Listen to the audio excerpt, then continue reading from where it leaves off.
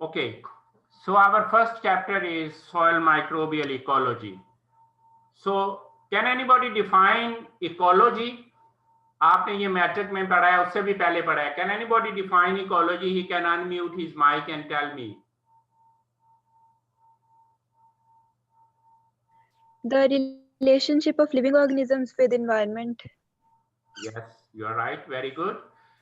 So, soil microbial ecology means the study of the properties and behavior of microorganisms in the soil environment, right?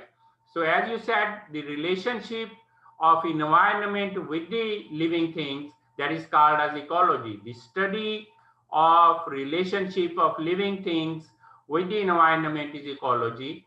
So soil microbial ecology means the study of the properties and behavior of microorganisms in the soil environment.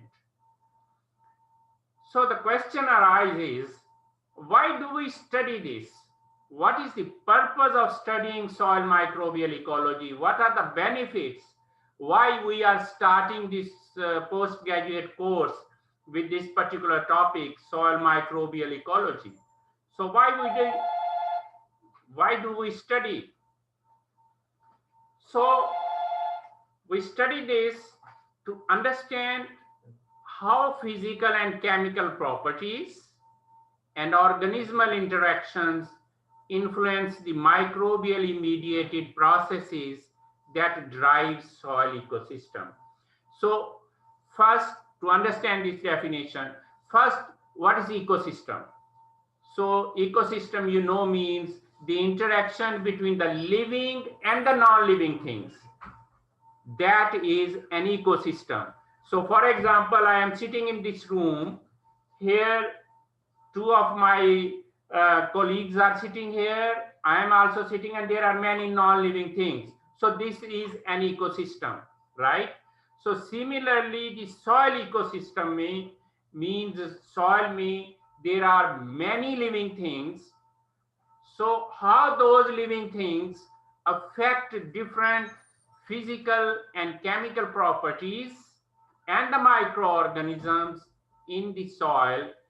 To know that, we need to study the soil microbial ecology. And you know that the microorganisms are present everywhere. You think of any environment, any type of environment, microorganisms are present over there. Say, for example, you think of the earth we walk on, microorganisms are present there. You think of the air we breathe in, microorganisms are present there. You think of the oceans, microorganisms are present there.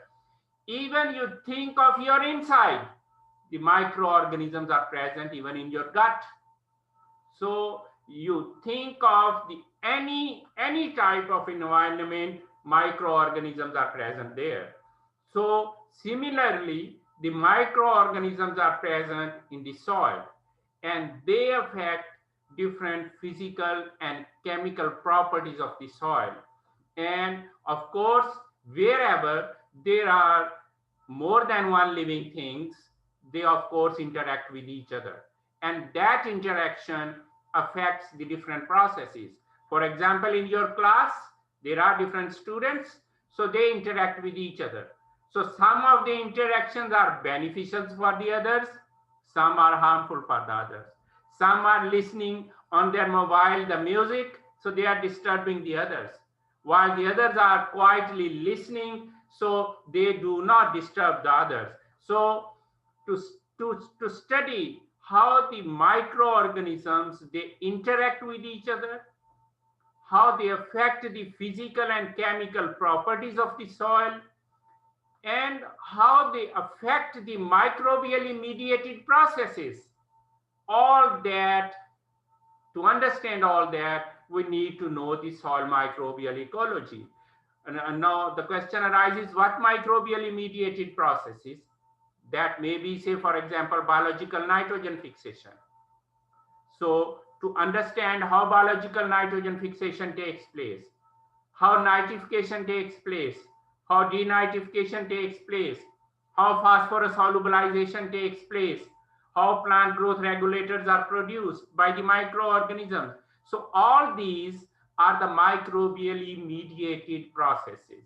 So how these processes are affected by the microorganisms, to understand that we need to study the soil microbial ecology, how the microorganisms, they interact with the other living things.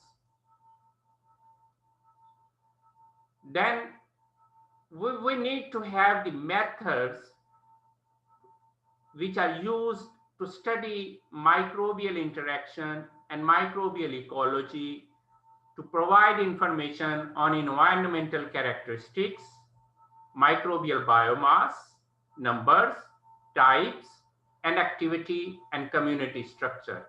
So if you want to know how many microorganisms are present in the soil, what is their number, what is their biomass, means weight, what is their type and activity, what type of, whether it is fungi, it is actinomycetes, it is algae, what it is, and how they are living, what is their community structure. So for that purpose, we need to have certain methods, and those methods are used to study all these things. And those methods, to develop those methods, to use those methods, we need to study the soil microbial ecology.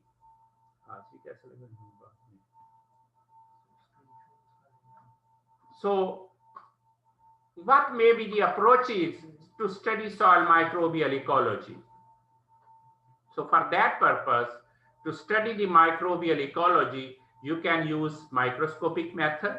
You can use microscope to see, you have a sample of the soil and put it under the microscope and see what type of microorganisms are present. You may have certain chemical analysis. You can analyze the enzymes produced.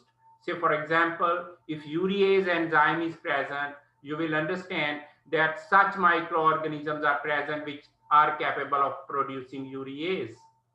If you apply ammonium and you assess that you analyze that there is nitrate in the soil while you applied ammonium, then you will understand that it means nitrification is going on, right? So the enzymatic process, the molecular techniques, there are certain molecular techniques. Using those molecular techniques, you can study the interactions of the organisms with other organisms, as well as with abiotic environment. When I say abiotic environment, means how they interact at different temperatures, different moistures, like that. So these may be the different approaches to study the soil microbial ecology. Then the question is, what is rhizosphere? This is a very common word for any student of life sciences, rhizosphere. So we first studied, I gave you just the idea of the ecology, that the interaction of the environment or the interaction of different organisms in the environment is called as ecology. And now, what is rhizosphere? So can anybody tell me what is rhizosphere? Sir, soil surface which is under the immediate influence of roots is called rhizosphere. Yes, it's all right. Very good. Can anybody find this definition? Can anybody fine-tune the definition of rhizosphere? The surrounding of roots from where plants gets nutrients and water. Yes. Sir, maximum growth. It's okay. Yes. Okay, so we can define rhizosphere as the soil volume which is under the influence of roots, like root length, its growth, and root exudates. और जैसे अभी आपके साथी ने define किया, तो आइंदा से जब आप कोई जवाब दें या कोई बात करें तो पहले अपना नाम बताएं, ताकि मुझे पता चले कि कौन बोल रहा है, और मुझे कम से कम कुछ लोगों के नाम तो याद हो जाए ना. So generally speaking, whenever you say rhizosphere, it is right that the soil in the immediate vicinity of the plant roots, which is under the influence of plant roots or the root exudates, that is called as the rhizosphere. But remember, these days, even in the hydroponics, where you grow in liquid culture, there is no soil, but still there is the influence of roots. So the area in the vicinity of the roots that will be also considered as rhizosphere. So we can say, if we say the soil rhizosphere, that is the soil which is in the close vicinity of the plant roots, that is called as rhizosphere. And this term, the rhizosphere term, was first used by Hiltner in 1904. So he used this term rhizosphere in 1904.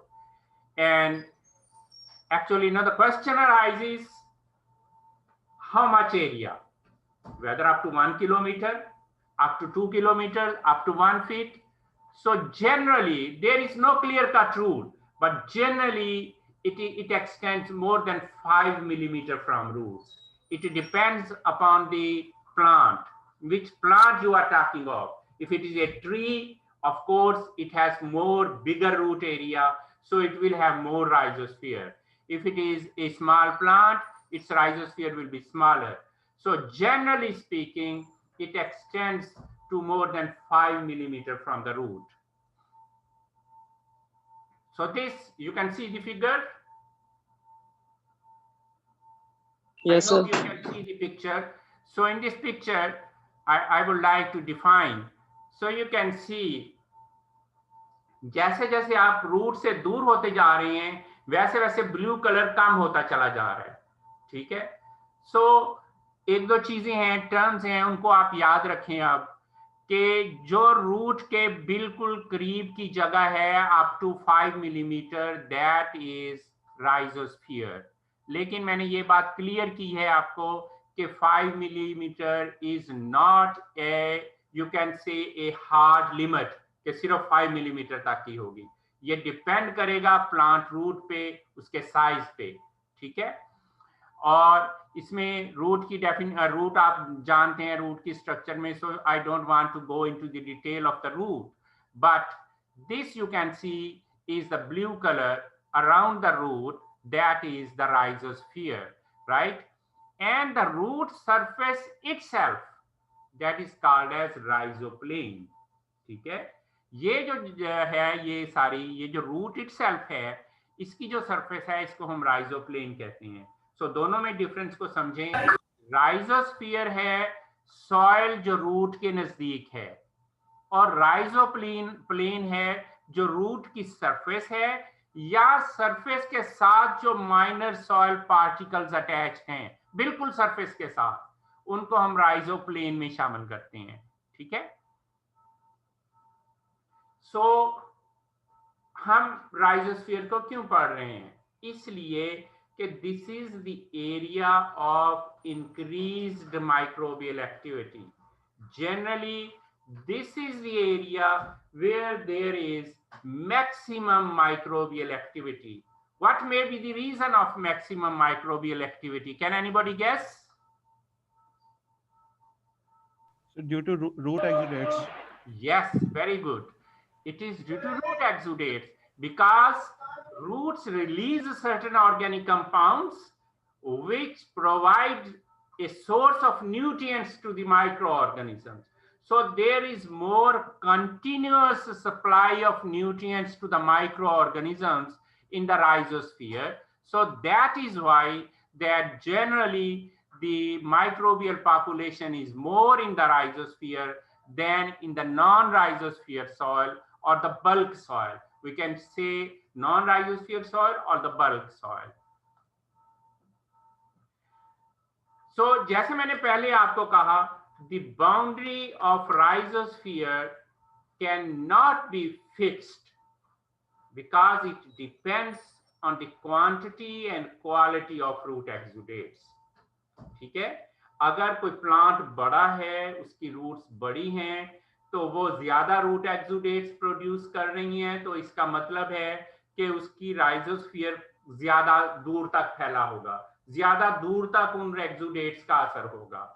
और similarly अगर कोई roots छोटी हैं, वो कम exudates produce कर रही हैं, तो वो राइजोस्फीयर छोटा होगा।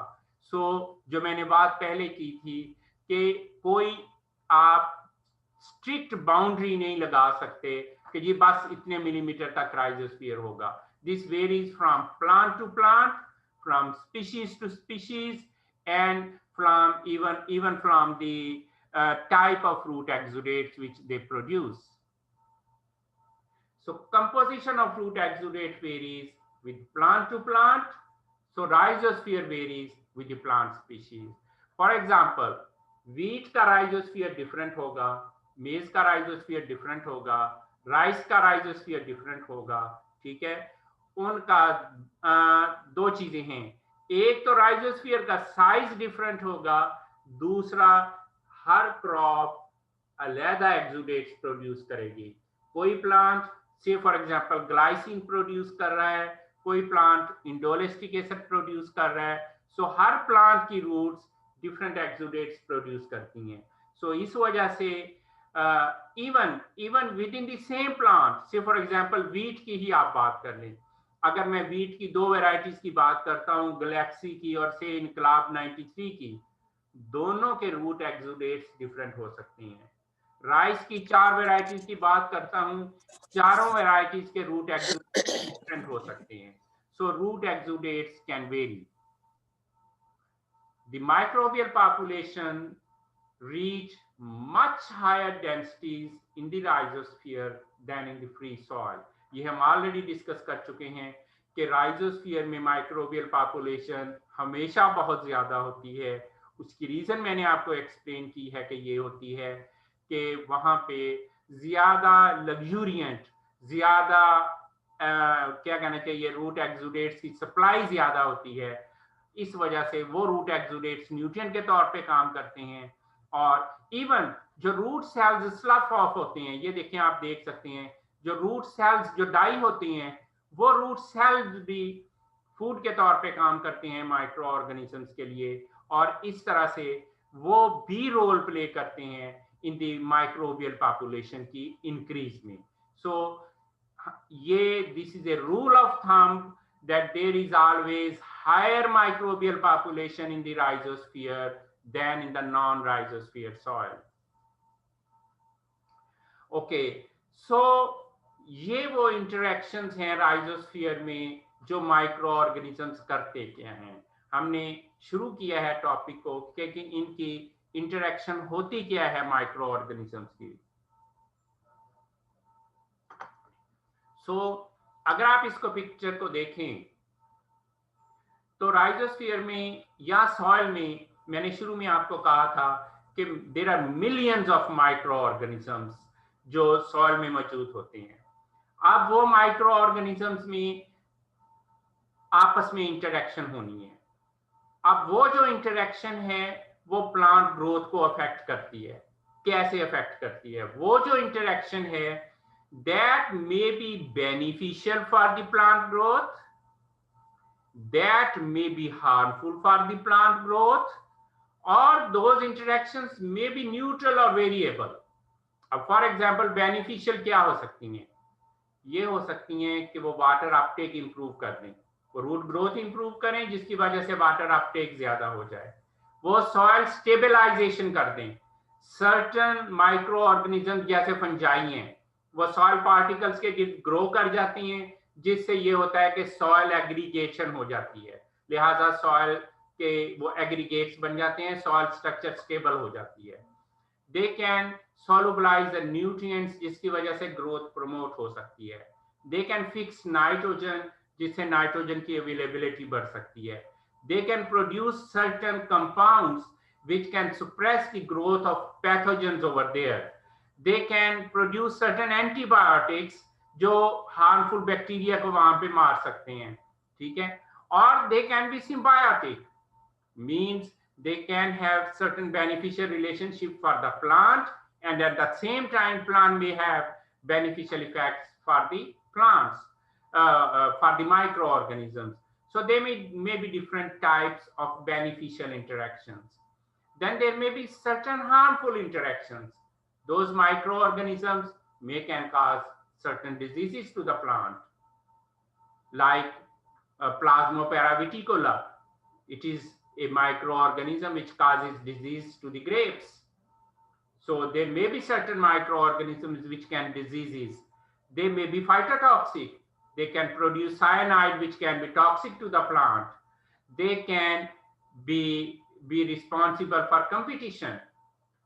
अगर वहां पे अकेला प्लांट है, कम माइक्रो ऑर्गेनिजम्स हैं, तो जो भी न्यूट्रिएंट्स हैं, जो भी रिसोर्सेज हैं, वो उस प्लांट को ज्यादा मिलेंगे। उसके मुकाबले में अगर वहां पे ज्यादा माइक्रोबियल पॉपुलेशन है तो वहां पे कंपटीशन होगा, लिहाजा प्लांट को कम वो रिसोर्सेज मिलेंगे। So that can be harmful.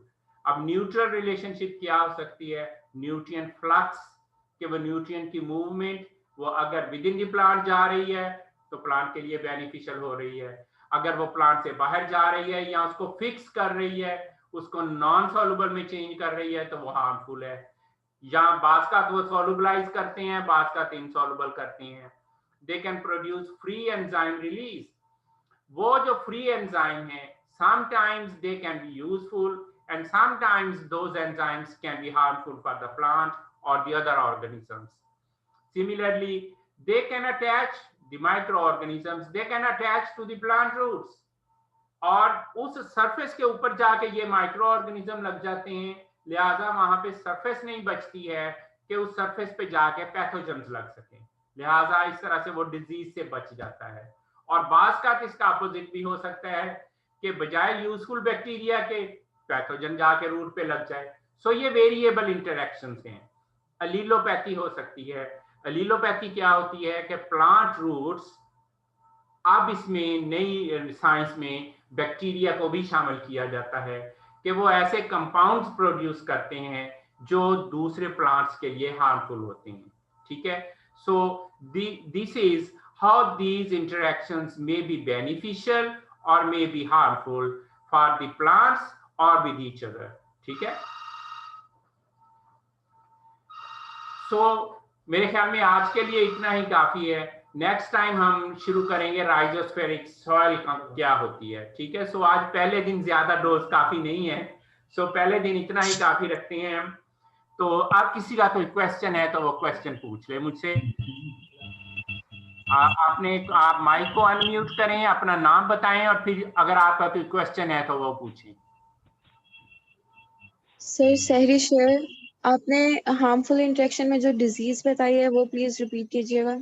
Ji, disease में मैंने ये बताया है कि कुछ माइक्रो ऑर्गेनिजम्स ऐसे हैं जो कुछ ऐसी डिजीज का, जैसे मैंने एक मिसाल दी है प्लाज्मोपेरा विटिकोला की, ये एक कैजुअल ऑर्गेनिज्म है जो ग्रेप्स में डिजीज काज करता है। ऐसे ही आजकल पोटैटो स्कैब बड़ी डिजीज इंपॉर्टेंट है। ऐसे ही बहुत सारे बैक्टीरिया की ऐसी स्पीशीज हैं जो प्लांट में सर्टेन डिजीजेस काज कर सकती हैं। तो वो मैं कहना चाहता हूँ कि बहुत सारे माइक्रो ऑर्गेनिजम्स, जैसे मैंने शुरू में कहा था कि हमारे अपने बॉडी में भी माइक्रो ऑर्गेनिजम्स हैं। सो एक जनरल एक कॉमन सेंस का क्वेश्चन है कि अगर कोई आपसे ये कह दे कि जी लें जी ये जो बैक्टीरिया हैं या जो माइक्रो ऑर्गेनिजम्स हैं ये तो बड़ी बीमारियां काज करते हैं, इनको खत्म कर देना चाहिए, और आप ये कहें हाँ जी बीइंग ए साइंटिस्ट मैं सब माइक्रो ऑर्गेनिजम्स को खत्म कर दूंगा, तो ये फुलिश आइडिया होगा। इसलिए कि इनमें से बहुत सारे माइक्रो ऑर्गेनिजम्स हमारे लिए बेनिफिशियल हैं। सो इसी तरह से सॉइल में बेनिफिशियल भी हैं, हार्मफुल भी हैं। जो हार्मफुल हैं उनमें से एक नुकसान ये है कि वो प्लांट पे डिजीजेस काज कर सकते हैं। सो ये मेरा मतलब था कि जो पैथोजेंस हैं वहां पे वो पौधे में डिजीज काज कर सकते हैं। जी, एनी अदर क्वेश्चन? अस्सलाम वालेकुम सर। वालेकुम सलाम।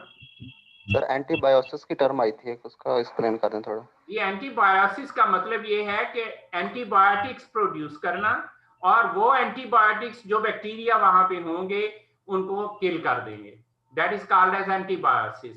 एंटीबायोटिक आम टर्म है, आप लोग आम लाइफ में यूज करते हैं। एंटीबायोटिक ऐसे केमिकल्स होते हैं जो बैक्टीरिया के अगेंस्ट इफेक्टिव होते हैं। ये ब्रॉड स्पेक्ट्रम भी होते हैं, स्पेसिफिक भी होते हैं। मींस किसी एक बैक्टीरिया के अगेंस्ट एक ही एंटीबायोटिक भी हो सकता है और ब्रॉड स्पेक्ट्रम भी हो सकता है जो एक से ज्यादा के अगेंस्ट इफेक्टिव हो।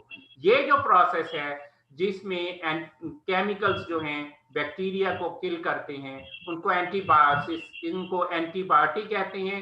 और ये जो प्रोसेस है इसको एंटीबायोसिस कहते हैं। बहुत सारे ऐसे बैक्टीरिया हैं सॉइल में जो एंटीबायोटिक्स प्रोड्यूस करते हैं। वो एंटीबायोटिक वहां पे अगर कोई पैथोजन है या इवन कोई यूजफुल बैक्टीरिया भी है तो उसको वहां से किल कर सकते हैं।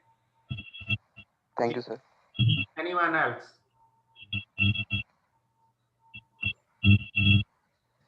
अस्सलाम वालेकुम सर।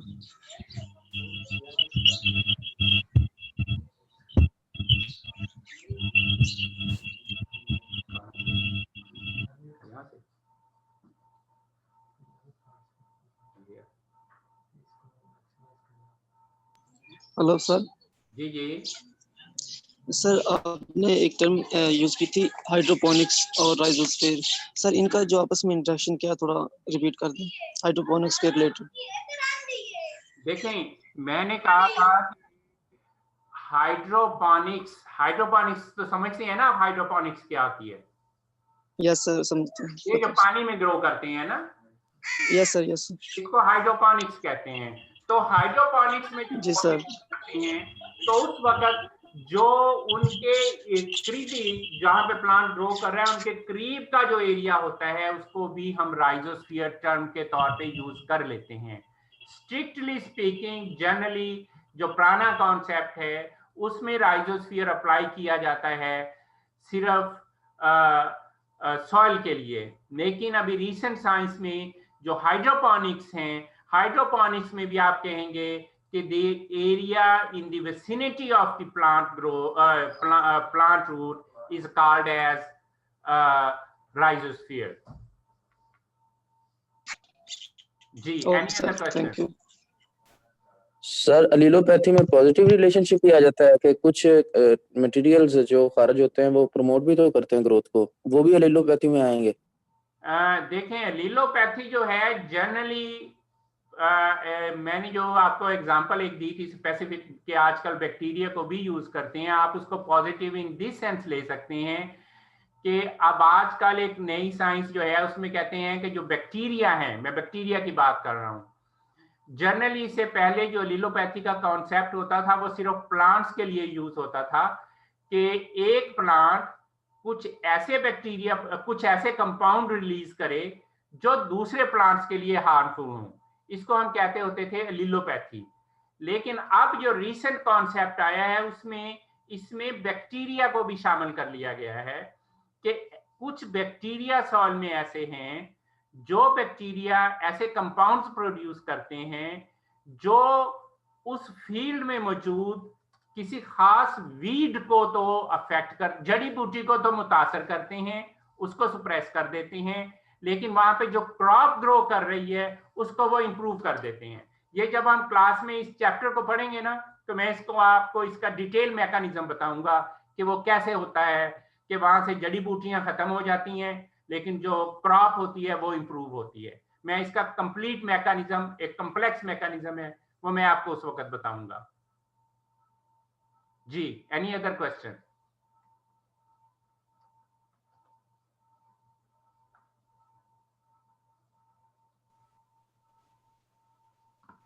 अस्सलाम वालेकुम सर। वालेकुम सलाम। अच्छा सर, कंटेंट्स में आपने बताया था कि हम बायो फर्टिलाइजर्स को सब्स्टिट्यूट नहीं कर सकते केमिकल फर्टिलाइजर से। जी जी, तो सर मतलब किसी अर्ली ऑन टाइम्स में जब हमारे पास नहीं भी थी ये अपना केमिकल सिंथेटिक फर्टिलाइजर्स, तो तब भी तो मतलब यील्ड इंप्रूव होती थी, सारी चीजें होती थी, तो नेचुरल सोर्सेज भी हैं हमारे पास। Okay, I got your question. जी सर। देखें, उस वक्त हमारी पॉपुलेशन कितनी थी? उस वक्त हमने कितने लोगों को फीड करना होता था? आपको पता है कि जो पुरानी एग्रीकल्चर थी उसमें साल में एक ही क्रॉप लगाते थे, उसके बाद फील्ड खाली छोड़ देते थे, तो सॉइल रीस्टोर होती थी। अब तो इंटेंसिव क्रॉपिंग करते हैं हम, साल में हम तो अफोर्ड ही नहीं कर सकते कि सॉइल को खाली छोड़ें। सो इस वजह से हम न्यूट्रिएंट माइनिंग कर रहे हैं, ज्यादा से ज्यादा न्यूट्रिएंट्स ले रहे हैं सॉइल में से। रादर आप ऐसे कह लें कि हम अपनी आने वाली जो जनरेशन्स हैं उनके लिए जो सॉइल छोड़ के जाएंगे वो डिप्लीटेड सॉइल होगी अगर हम फर्टिलाइजर्स नहीं डालेंगे। तो जो भी न्यूट्रिएंट सॉइल में मौजूद हैं वो एक खास हद तक तो प्लांट ग्रोथ देंगे, उसके बाद जब आप इंटेंसिव क्रॉप ग्रो करते जाएंगे तो वो खत्म हो जाएंगे। ठीक है। सो अगर आप ये कहें कि एक सॉइल में आप कुछ भी ना डालें और एक में आप केमिकल फर्टिलाइजर्स डाल दें, तो मैं कहता हूं फर्ज करें उससे 1 मन पैदावार होती है, लेकिन हमें अपने घर में जितनी पॉपुलेशन है उसको फीड करने के लिए 4 मन चाहिए। तो फिर मैं क्या करूं? मेरे पास 2 ऑप्शंस हैं कि मैं फर्टिलाइजर ज्यादा डाल दूं। ठीक है। अब अगर मैं फर्टिलाइजर ज्यादा डालता हूं तो कुछ यील्ड बढ़ जाएगी। ठीक है। लेकिन अब हम इस स्टेज पे पहुंच चुके हैं कि फर्टिलाइजर्स ऑलमोस्ट स्टैटिक हो चुकी हैं कि उनके ज्यादा करने से भी यील्ड नहीं बढ़ रही है। अब हमारी एग्रीकल्चर में मेजर इशू ही ये है कि हम किस तरह से अपनी फर्टिलाइजर की एफिशिएंसी को बढ़ाएं कि 1 किलो फर्टिलाइजर डालने से 1 मन पैदावार की बजाय हमें 2 मन पैदावार हासिल हो जाए। तो उसके लिए क्या करना है कि हम फर्टिलाइजर के साथ हम ये करें कि हम 1 किलो फर्टिलाइजर की बजाय आधा किलो फर्टिलाइजर डाल लें, साथ में बायो फर्टिलाइजर डाल लें। सो हमारा खर्चा भी बच जाएगा और हमारी पैदावार भी बढ़ जाएगी। सो इस सेंस में मैं कह रहा हूं कि क्योंकि हमारी पॉपुलेशन ज्यादा तेजी से बढ़ रही है, इसलिए हम ये अफोर्ड नहीं कर सकते कि हम केमिकल फर्टिलाइजर्स ना डालें। केमिकल फर्टिलाइजर्स को रिड्यूस कर सकते हैं, बजाय 2 बोरी के हम 1.5 बोरी डाल लें, साथ में बायो फर्टिलाइजर डाल लें, तो हम उतनी ही या उससे ज्यादा पैदावार ले सकते हैं। लेकिन ये नहीं हो सकता कि हम कहें कि हम केमिकल फर्टिलाइजर बिल्कुल ही ना डालें, सिर्फ बायो फर्टिलाइजर डाल लें, तो उससे वो उतनी पैदावार हमें नहीं मिल सकती। ये मेरा मतलब था जी। Any other question? अस्सलाम वालेकुम सर एक जनरल क्वेश्चन है। जी जी जी, गो अहेड। मोहम्मद सुफहान ताहिर, जी बोलें शाबाश। जी सर, ये ऑर्गेनिक फार्मिंग में जो थी पहले करते, ऑर्गेनिक फार्मिंग कर रहे हैं, जी जी उसमें तो फिर क्वालिटी बेहतर होती है, उसमें तो हम केमिकल फर्टिलाइजर नहीं यूज करते। जी बिल्कुल बेहतर होती है, मैं आपसे एग्री करता हूँ, बिल्कुल बेहतर होती है उसमें। लेकिन उसमें ये होता है कि क्वालिटी बेहतर होती है, लेकिन इन जनरल पैदावार कम होती है। क्वालिटी जरूर उसकी बेहतर होती है, लेकिन उसकी पैदावार कम होती है। सो इसी वजह से दुनिया में जो ऑर्गेनिक फर्टिलाइजर्स हैं वो जो ऑर्गेनिक पैदावार है, जो ऑर्गेनिक चीजें हैं वो महंगी बिकती हैं और जो इनऑर्गेनिक है वो सस्ती बिकती हैं। ठीक हो गया। जी, any other question? Sir general question है कि जिब्रेलिक एसिड जो मार्केट में अवेलेबल है छोटी टैबलेट्स की फॉर्म में, जी तो क्या उस तरीके से हम एक आम जो माइक्रोबायोलॉजिस्ट है उसको प्रोड्यूस कर सकता है लैब में या नहीं? जी नहीं, उसके बारे में थोड़ा। एक आम माइक्रोबायोलॉजिस्ट लैब में इस तरह से जिब्रेलिक एसिड प्रोड्यूस नहीं कर सकता। उसके लिए लॉट ऑफ केमिस्ट्री, बायोकेमिस्ट्री का नॉलेज होना चाहिए आपके पास, फिर आप प्रोड्यूस कर सकते हैं। ये it is not so simple. Unfortunately हमारे यहाँ पे प्रोफेशनलिज्म कम है, तो लोग एक्चुअली बाहर से इंपोर्ट करते हैं और इंपोर्ट करके उसको ऐसा बेचते जा रहे हैं। और ये चीज़ भी जहन में रखनी चाहिए कि ये जो जनरली जो प्लांट ग्रोथ रेगुलेटर्स होते हैं, जैसे ये IAA है, इंडोल एसिटिक एसिड, इनमें से बहुत सारे जो हैं वो कंसंट्रेशन डिपेंडेंट होते हैं कि अगर आप वो ज्यादा डाल दें तो वो बजाय ग्रोथ प्रमोट करने के ग्रोथ को इनहिबिट कर देते हैं। सो इसलिए ये बड़ा कॉम्प्लेक्स सा सब्जेक्ट है। ये चैप्टर हम एक पूरा चैप्टर पढ़ेंगे इसका, जिसमें हम सब हार्मोन्स का आपको बताएंगे कौन सा हार्मोन क्या काम करता है और कैसे करता है। जी सर। जी ओके। सो किसी और का कोई क्वेश्चन तो नहीं है?